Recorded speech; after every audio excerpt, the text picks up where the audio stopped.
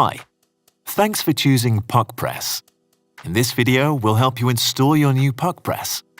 The Puqpress comes with an Allen key, wrench, power cord, manual, and a quick start guide. The tool you need during the following instruction is the wrench that comes with the Puqpress. Start with removing the top cover and turn the Puqpress upside down.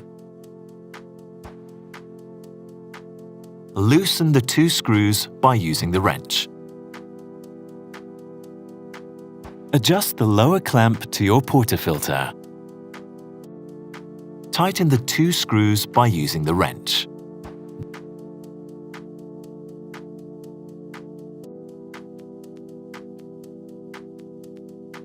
Test fit with your portafilter.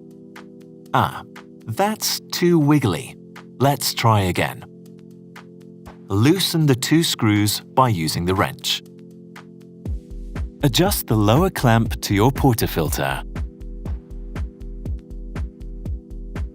Excellent! It fits nice and snugly. Put the top cover back in place.